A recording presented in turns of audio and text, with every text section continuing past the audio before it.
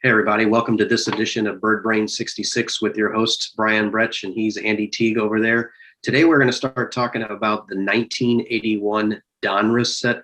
Andy's got a great story to share with you all about when we were together and purchased this set. Andy, what do you remember about 1981 and how we obtained this Donruss set?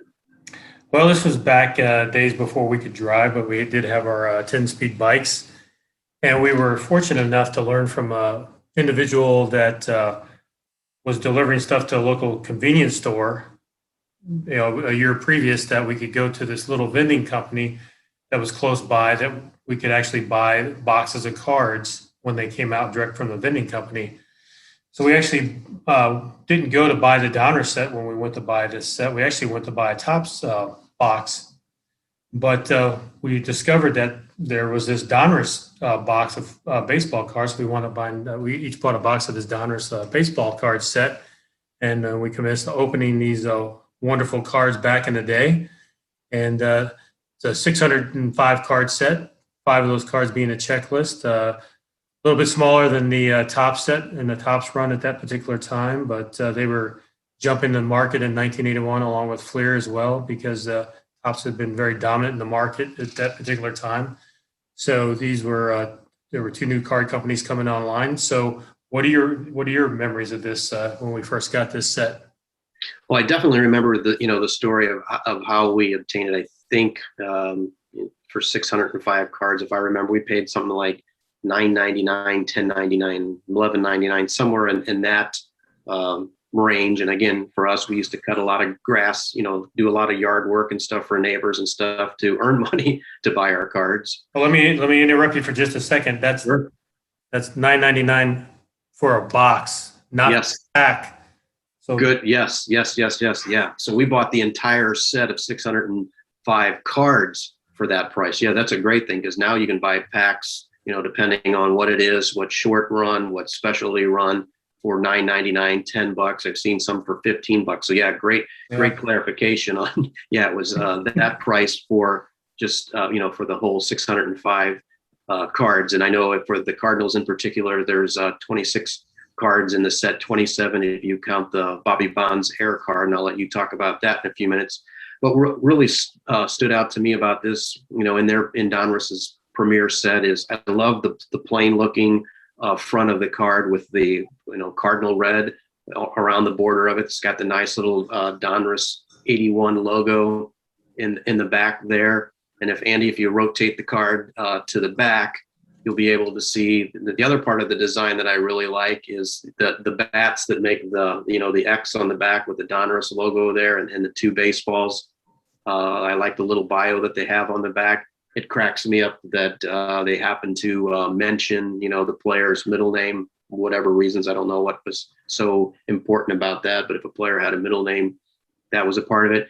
But at the very beginning of this, you asked me what I liked best about it, and I explained that with the red border. We talked about there being 26 cards, but if you count the Bobby Bonds Air card, that's the 27th card. Tell us what was so unique about the Air card when it first came out about Bobby.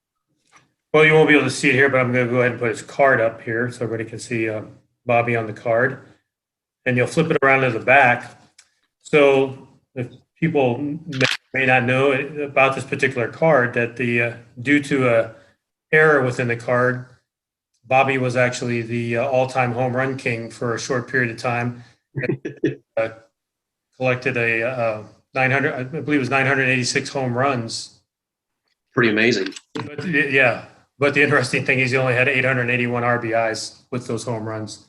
But of course, not the correct amount of home runs that he had at the time. But it was just something to laugh at, because there were several numbers off on even the corrected version of the card. If you want to go ahead and talk about that. Yeah. So we were sitting there just doing our homework like we always do before the start of one of these shows, and we were talking about this particular Air. I go and I grab the card, and I'm looking at the back of it going, holy cow, he had 324 career triples and only 67 doubles at the time of this card was produced. I'm like, wait a minute, that's not correct. That was yet another Air that nobody caught. There was no way that he hit 326 or 324 career triples at that time frame in his career and only 67 doubles. So just in doing our homework, we just noticed that that was one of the errors in this particular set. You have both the error and the correction. I only have the correction. I do not have the error. So kudos to you for having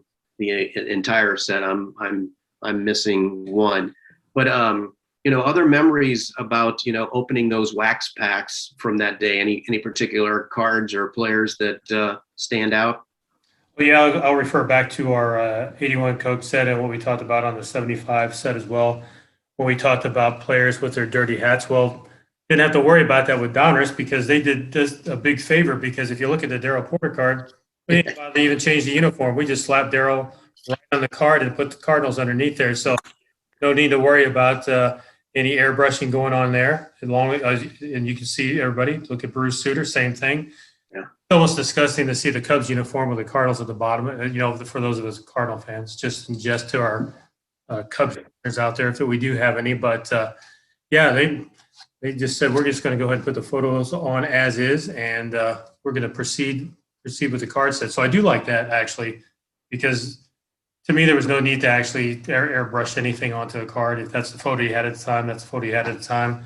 Because we've seen over time, there have been many instances of a card that has a player in the wrong uniform, or what we deem as the wrong uniform, but that is the only photo in existence at the time after the trade was made. And especially back in those days, they didn't have pictures and the digital ability to send photos and things of that nature at the time to get things updated just as quickly as they do out of spring training like they do now. So I do like that. I actually do like that little feature of this card set. Yeah, no, I agree. And the one thing that, back in 1981 that we didn't really pay much attention to, and you and I kind of talked a little bit about this, about a week or so ago, we were talking about this set with it being such a thin stock in terms of the quality of the card. And if you recall, you were mentioning something about, what was it? Was it a lawsuit that you were mentioning that they had settled, where they were able to kind of come into the, having the rights to do the set? Remember what you were telling me about that? Yeah, I remember something about that. Them and Fleer were able to come into the baseball card market at the time. So they were trying to get a product on the street as quickly as possible, which could have led some of the errors that they had at the time and some of the photo issues that they had, because some of the photos are not in focus, or and a little less quality than you would expect for a Donruss product. Because as Donruss evolved, they had some of the best cards out there. As Absolutely. We will get to later when we get through some of the other Donruss sets. So beautiful cards, regardless of some of the things that are going on. Another one of my favorite cards, I'm going to go ahead and jump on one.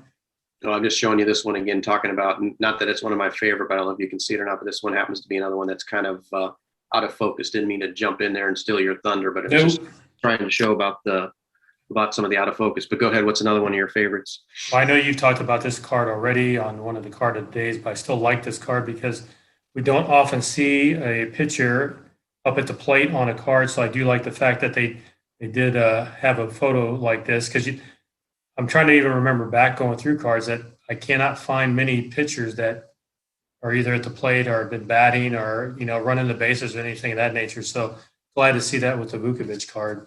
Any particular favorites of yours out there?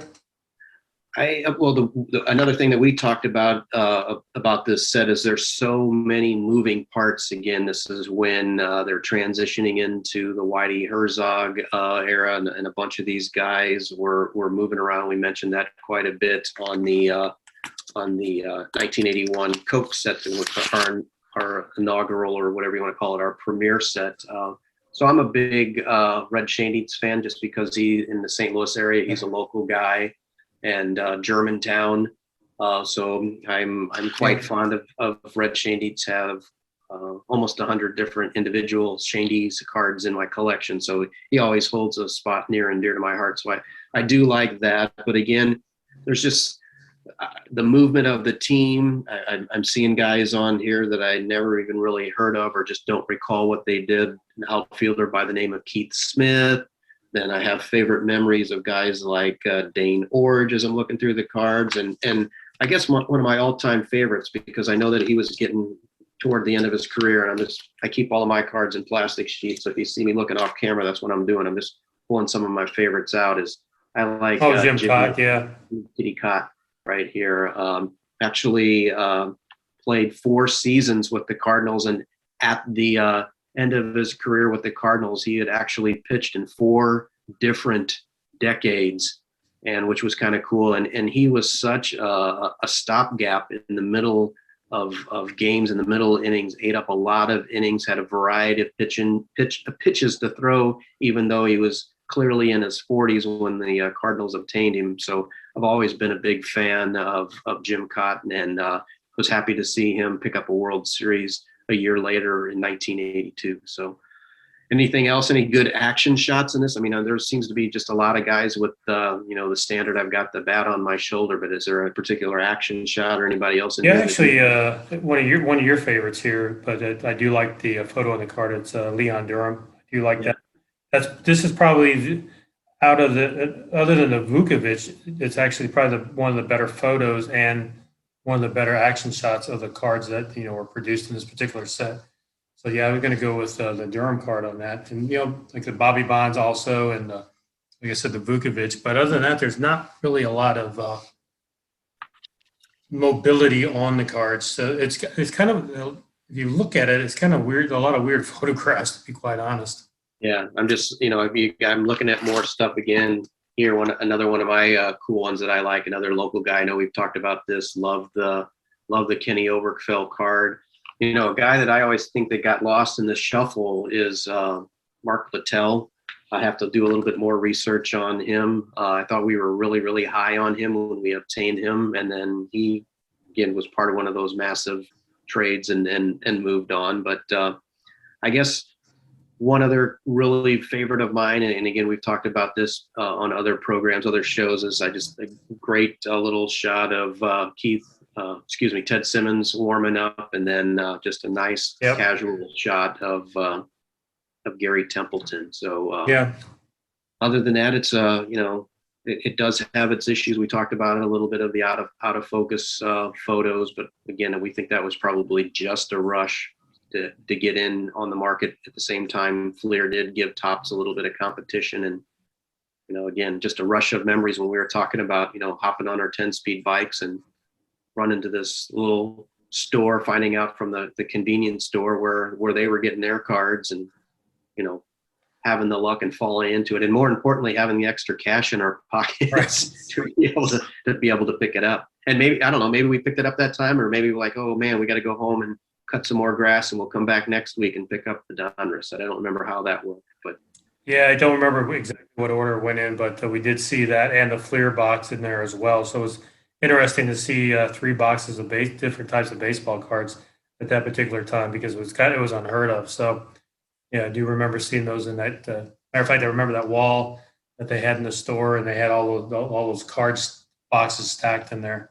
Right. Yeah. For guys who were young and impressionable and collecting, that was just like you were walking into like kids it was not a candy store. I guess technically they had other stuff in there, but it was just like we were awestruck about, look at all of these. Yeah. So you can imagine getting a $10 box with 36 packs with 12 cards per pack. So it was a great deal. So yeah. And one little final thing that I'll tell you that always amazed me about this first Donruss set, and I don't know if you had this luck or not, but were they the ones, now that I'm thinking about it a little bit more, did they have their bubble gum in like the little cellophane away from the cards? Because for whatever reasons, I don't remember ever having an issue with the Donruss set that first year, where you'd open a pack and sometimes you'd see the little stain from the sugar working on the bubble gum that sticks to the back of the card. I cannot remember, to be honest. We'll have to look that up sometime and talk about that when we talk about like an 82 or 83 set, in the future. But for some reason, I think that might be the case. Maybe I'm just an old man and remembering something wrong. That's not true. It's not true. But I am serious though. When I look at that was one thing that I was completely amazed at, is that there are no cards in this particular Donruss set that are stained. Now, I can't say the same thing for the 81 Topps, and I can't say the same thing for the 81 Fleer, because they knew at least one or two of my cards has that stickiness to it yet to this day, where you can see where the gum and the sugar kind of rubbed up against the card a little bit and put that stain. And somebody asked, do I get rid of those cards and replace it with a new one? My answer is no. I've had that card in my collection since 1981. I'm not going to replace it. So anyway, any other things or closing thoughts, or do you want to get ready to wrap up? I'll let you decide. No, I just think, like I said, it's a nice little set. Not the greatest in the world, but also not the worst I've ever seen. But very inexpensive. If somebody wants to, if the Cardinal fan want to pick it up, very easy to get a hold of. So encourage anybody to do so. And I'll let you close it out, Brian. All righty. Well, everyone, thanks again for joining us for this edition of Bird Brain 66. You can find us on our YouTube page, Bird Brain 66. We're also out there and picking up quite the followers on Twitter now. It's at Bird Brain 66. And you can also follow us on Facebook at Bird Brain 66. And again, love it if you guys can go out, like and share our tweets, like and share our Facebook post. It just helps us attract more people. We're not in this for anything other than just the sheer joy of collecting. So with that, I'm Brian Bretsch. Brian Bretsch, can't even say my own name. He's Andy T. Peace. It looks like I have a huge hand too. Yeah.